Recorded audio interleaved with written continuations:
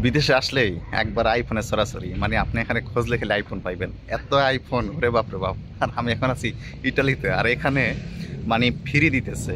এক কথা, আইফোনে যে 15 Pro Max আছে না, এটা একবার ফ্রি দিতেছে। আপনি যদি বাংলাদেশে যখন ফোন দেই, অর্থাৎ পরিবার ছাড়া যখন বন্ধু বান্ধবের ফোন দেই, তখন একটাই কথা, মানে কথা বলার মুডটাই নষ্ট হয়ে যায়। প্রথম কথাই, দোস্ত কবে আসতেছিস, এবার কিন্তু আমার জন্য একটা আইফোন নিয়ে আসবি, তাও 15 Pro Max।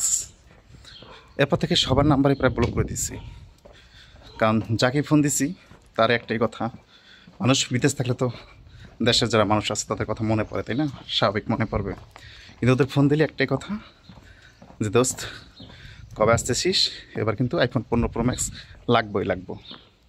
বাংলাদেশে একটা সময় আমি কিন্তু মোবাইলটা বন্ধ রাখতাম, কিছু কিছু বন্ধু বান্ধবের যন্ত্রণায় অতিষ্ঠ হয়ে আমি মোবাইলটা বন্ধ রাখতাম। আর তার কারণ হইতেছে, ওরা যখন ডেস্টিনি করতো, মানে ওরা যখন বাংলাদেশে ডেস্টিনি করতো, সারা দিন রাত আমাকে ফোন দিত, দোস্ত তুমি বড়লোক হয়ে যাইবা, দোস্ত এই সাইকেল, লেফটে 40 জন, রাইটে 40 জন।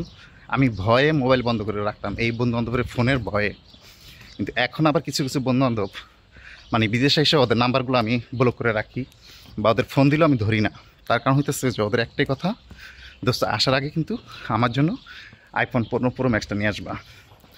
তো এই যে বাংলাদেশে কিছু মানুষের বন্ধুবান্ধবের কাহিনী, যারা থাকে অনেকে কিন্তু সত্য কথা বলে না, লজ্জা এইসব কথাগুলো কিন্তু বলে না।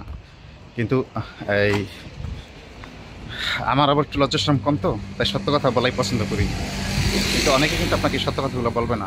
এই যে যে বন্ধু বান্ধবগুলো আছে, তারা কিন্তু সারা বছর কোনো খোঁজ খবর নেয় না, কিন্তু দেশে যাওয়ার আগেই তাদের ফোন, এবং খুব শুদ্ধ কথা, এত শুদ্ধ কথা, ওই যে কবিগুরু রবীন্দ্রনাথ ঠাকুরও মনে হয় তার সাহিত্যের ভিতরে, মানে তার যে সাহিত্য ছিল এগুলোর ভিতরে লেখে নাইকা, কিন্তু ওরা এত শুদ্ধ ভাষায় কথা বলে। যাই হোক, শখ সবারই থাকতে পারে, আমি কোনো বন্ধু বান্ধবের ছোটো করতেছি না, কিন্তু তারা বোঝা উচিত যে ইউরোপের ভিতরে কিন্তু আইফোন একবারে গড়াগড়ি করে না, আইফোন কিন্তু সব জায়গায় পাওয়া যায়, বাংলাদেশেও আইফোন পাওয়া যায়। তা এখন আমি একটা আইফোন যে কিনবো তোমাদের জন্য বা তোদের জন্য কিনবো, একটা আইফোনের দাম হচ্ছে 2 লক্ষ টাকার উপরে। হ্যাঁ, আর তোরা যেটা পছন্দ করো সেটা 2 লক্ষ টাকার উপরে। এখন আমি দেশে আসবো, এখন তোদের আইফোন লাগবো। আরেকটা বন্ধু আছে, সে মাত্র বাংলাদেশে মানে 20,000 20,000 টাকা বেতন পায়, আলহামদুলিল্লাহ ভালো বেতন পায়। তো সে তার ফ্যামিলি নিয়ে চলতেই কষ্ট, ঢাকা শহরে থেকে, তারও নাকি এখন আইফোন লাগবো।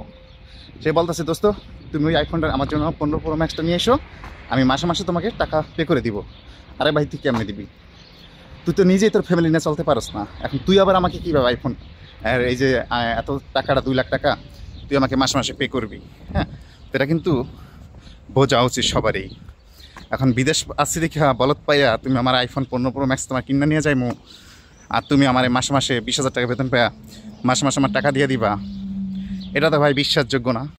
যাই হোক, বন্ধুবান্ধব থাকবে, ভালো আছে মন্দ আছে, কিন্তু যারা বুঝমান তারা এই যে 2 লক্ষ টাকার একটা আইফোন বন্ধুবান্ধবের কাছ থেকে দাবি করে না। হ্যাঁ, তুমি দাবি করতে পারো, তুমি যদি বাংলাদেশ থেকে আমাকে টাকাটা দিয়ে দাও, কিন্তু যদি টাকার কথা বলি তখন আর কোনো খোঁজখবর থাকে না। খোদা হাফেজ।